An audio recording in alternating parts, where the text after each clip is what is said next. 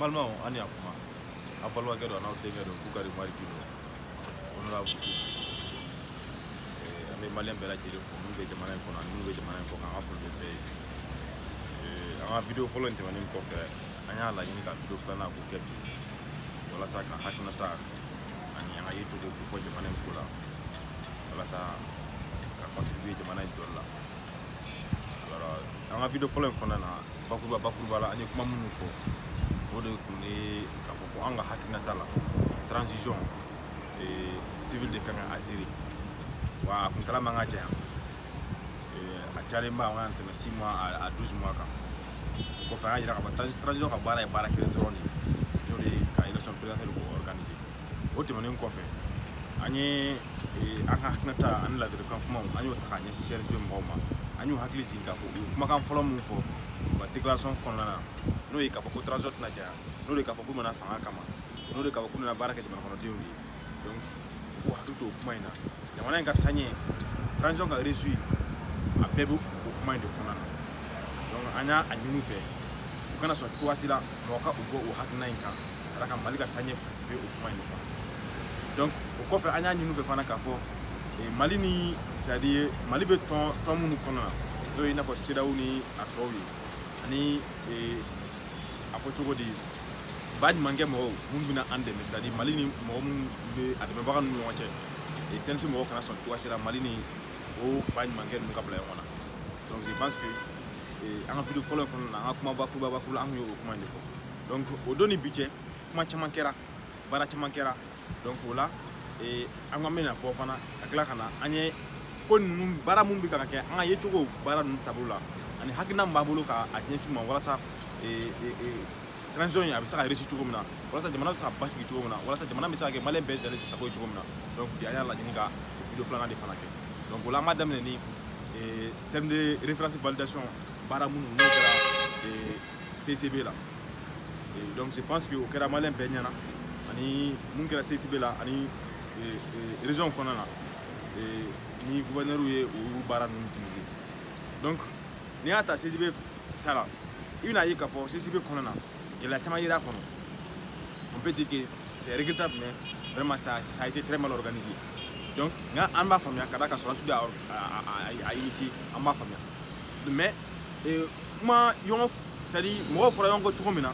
mamun kera CCB kono ano asono par finition ou sera ka c'est situation calme ka barake mais mamun kera akuye mi abe munira c'est peu mo kana muni famia o be mala mun kera sal kono na kada ka ni edro mun be mo ko andro donc raison na organisateur na fana je pense que ambona to fana karama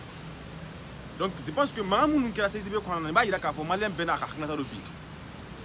mali kuramu kuma bi kan fo malien bena aka yetogodo donc c'est pour vous dire que c'est un peu mo halibi akona so mo ko aboga straka akona so mo ba hakna ka ajo yoro la kadaka mangamun ka CCB ko ni ba yira de ka fo ko c'est dit mo mbe mako ya aka yetogo malikola ani mo mbe ne fe koro ko yetogo tekile malikola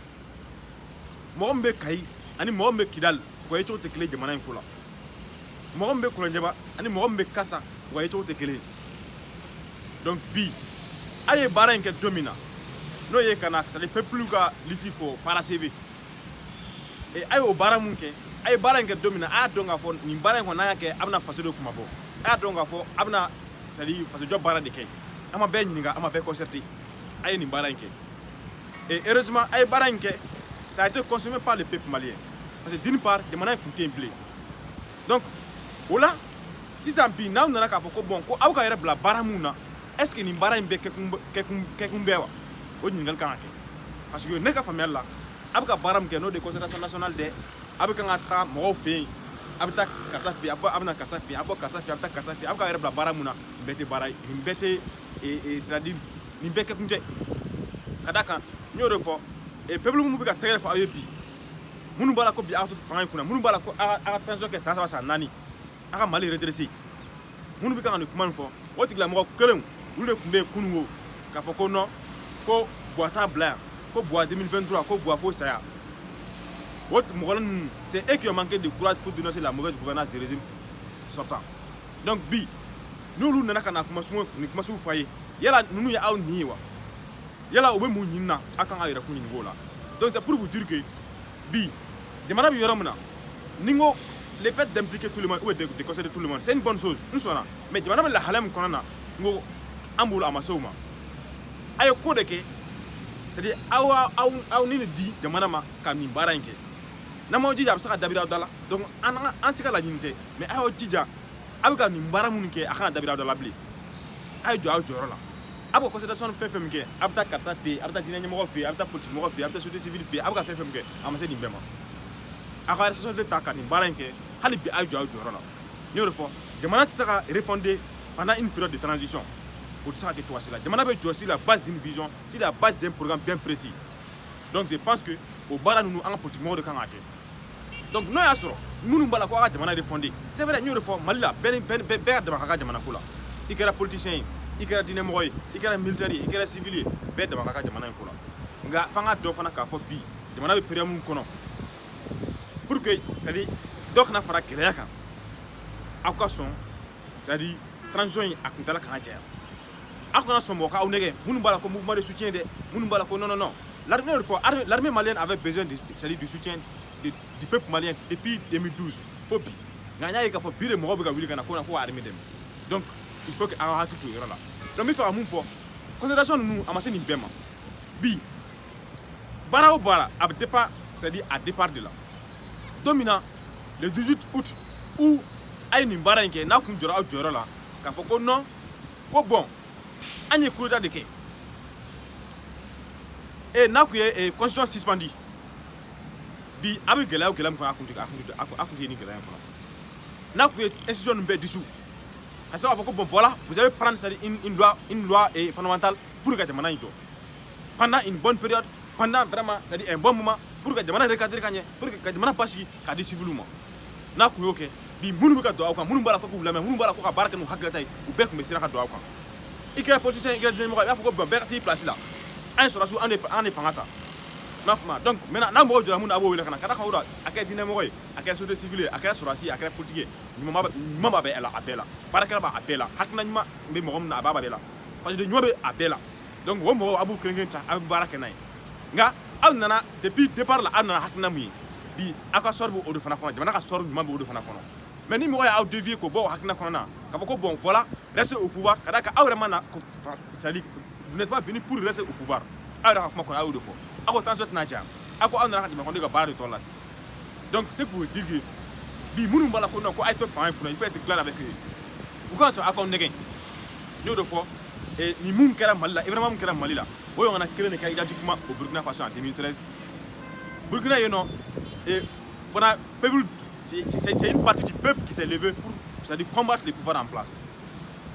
et à la dernière minute ça a été parachevé par les militaires mais à l'époque militaire sɔnna ka fanga di civil ma c'est-à-dire u ye transition président di civil ye ka sɔrɔ ka premier ministre k'o kɛ sɔrɔdasi donc u fara ɲɔgɔn kan o ye jamana jɔ ten donc n'an m'aw kɔlɔsi 2012 événement o bɛ fisaya ni événement ye ala k'an kisi o ma donc a bɛ ka concertation a bɛ ka fɛn fɛn kɛ nin ye n'an m'aw jija vous êtes déjà sur un terrain très très glissant n'an m'aw jija minnu b'a la bi kunun ko minnu tun b'a la ko i bɛ k'a t'a bila olu nana fara ɲɔgɔn kan tuguni ko bi ka bloc ni fɛnw créer ka to ka na pancartes kan banderole kan ka to ka fɛn kɛ ko non ko aw nɛgɛ k'aw to fanga na sini ma n'a dabirira aw da la o tigilamɔgɔ kelen de bɛ tila ka na wayi ka tɛgɛrɛ fɔ tuguni k'o banna fana ɲɛna donc attention n y'o de fɔ n kɔrɔ de y'aw ye a ka kan n y'o de fɔ jamana bɛ yɔrɔ min na bi bɛɛ lajɛlen ka hakilina ɲuman di bɛɛ lajɛlen ka hakilinata fɔ walasa jamana bɛ se ka jɔ ni o ye donc o la ne bɛ se ka ladilikan min d'aw ma CNSP mɔgɔw o ye o ye phase filanan ye mun ye CNSP mɔgɔw CEDEAO mɔgɔw olu y'u ka ɲɔgɔn ye kɛ kununko donc u y'a fɔ a ye jusqu'au comment dire 15 septembre a fɔra ko aw ka président civil ta ani premier ministre civil wa condition ye mun ye k'a ka sɔn a ma jusqu'à présent ne b'o de fɔ a y'aw jija ani CEDEAO kana bila ɲɔgɔn na n y'o de fɔ CEDEAO ka sanction minnu ta ni CEDEAO mana sanction ta a tɛ aw touché a tɛ cadre minnu si tɛ touché an ye diinɛ ɲɛmɔgɔ minnu na a tɛ ninnu si touché an peuple dɛ an minnu ye c'est à dire dugumamɔgɔw ye yan nɔ a bɛ anw de touché minnu bɛ ka tɛgɛrɛ fɔ aw ye bi k'a ka to fanga in kunna minnu b'a la ko soutien à vous la olu a b'olu de touché n'a y'olu touché u tigilamɔgɔ kelen de bɛ tila ka na wuli ka bila aw kɔ donc aw kana sɔn cogoya si la aw ni CEDEAO ka tiɲɛ aw kana sɔn ani ba ɲuman kɛ mɔgɔw n'o ye Mali partenaire ye minnu fɛn fɛn jamana o jamana ani organisation bɛ Mali dɛmɛ a kana sɔn n'u ka tiɲɛ ni partenaire bɛ Mali n'u cɛ a kana sɔn an n'u ka tiɲɛ n y'o de fɔ n'o y'a sɔrɔ n'a fɔra k'aw sigi fanga in kunna n y'o de fɔ bi jamana si tɛ yen mun bɛ se ka développer a kelen ko gulogulon don ɲɔgɔn kɔnɔ de an b'a dɔn an bɛ gɛlɛya min kɔnɔ aw yɛrɛ nana jamana ta état min na aw yɛrɛ b'a dɔn ni jamana nana ka kalifa aw ye n'a fɔra ko peuple nana k'a fɔ c'est à dire ko aw ka sigi et que ce peuple parvient c'est à dire à vous manipuler et que aw ka sɔn ka sigi ka da kan aw yɛrɛ ka hakilina tun t'o ye ka da kan aw ka déclaration fɔlɔ kɔnɔ aw ko k'aw ma na o kama aw ko k'aw ma na o kama donc a y'a yira k'a ko baara wɛrɛ b'aw la minnu tɛ kelen ye ko aw nana ka na baara tɔ lase dɔrɔn rapidement potentiel bɛ kɛ et puis voilà a kuntala tɛna jan et puis jamana bɛ basigi aw bɛ taa aw ci fɛ aw y'o de fɔ donc a ye to o sira in kan n y'o de fɔ l'avenir c'est-à-dire du Mali et le devenir du Mali qui est entre vos mains donc faites énormément attention assumez-vous a jɔ aw jɔyɔrɔ la concertation min aw bɛ ka kɛ a ma se nin bɛɛ ma donc a y'a lajɛ n y'o fɔ cogo min transition kuntala man ka jan cogoya si la transition ka baara ye ka élection présidentielle ko organiser et mais bien avant l'organisation des élections présidentielles il faut prendre des dispositions pour sécuriser le pays pour vraiment c'est-à-dire assurer la continuité de l'État donc o kɔfɛ fɛn min b'a la ko a ye ko bi c'est-à-dire soutien à Goïta, soutien à Diao, soutien à telle personne ou telle personne, soutien à l'armée là. L'armée du Mali avait sollicité notre soutien depuis 2012 à aujourd'hui. C'est pas aujourd'hui qu'il faut soutenir l'armée. Donc faites énormément attention les CNSP. Même ça, vous voyez, aujourd'hui. Quand on dit, avec baro baram qui a c'est-à-dire à la une toka glan quand il n'a pas colossé, avec un chabolo. Et vous êtes déjà sur Internet qui est très glissant avec ces concertations que vous avez initiées. Avec un baramounuke, quand on dit c'est le forum temankera concertation nationale temankera accord caman tara yan wa a bɛ ka na baara kelen mun kɛ c'est à dire politique mɔgɔw ni a fɔ cogo société civile b'a la ko politique mɔgɔw ye sira mun kan a bɛ ka taa n'o sira kelen de ye donc faites énormément attention donc bi yɔrɔ na kumakan fitinin min tun b'an bolo o ye nin de nka yan'an ka tila n bɛna pression fitinin di n'o ye k'a fɔ ko CEDEAO caman b'a la ko CEDEAO créé Mali la donc n bɛ fɛ k'a préciser dɔrɔn k'a fɔ ko CEDEAO ma créé Mali la CEDEAO créé à Abuja au Nigeria. Mais bien avant la création de la CEDEAO, Mali a créé la communauté des États de l'Afrique de l'Ouest. Mais c'est à la suite de cette organisation qui est née, c'est-à-dire la CEDEAO. CEDEAO est CEDEAO. Donc voilà, on fait une CEDEAO de créer Mali là, mais CEDEAO en tant que tel, au créer à Abuja. Donc à la jamana passé, hakina nyuma ani sababu nyuma mumbe jamana passé, il y a bien la kanati. Et nous devons avoir un hakina mu CNSP mɔgɔw n kɔrɔkɛw Asim Goïta n'a ka mɔgɔw aw nana hakina mu a ye nin baara kɛ hakina mu ye a ye nin baara kɛ ɲuman min ye a hakina a n'a fanga yɛrɛ bɛ Ala ka d'aw ma Ala ka jamana basigi an ka foli bɛ bɛɛ lajɛlen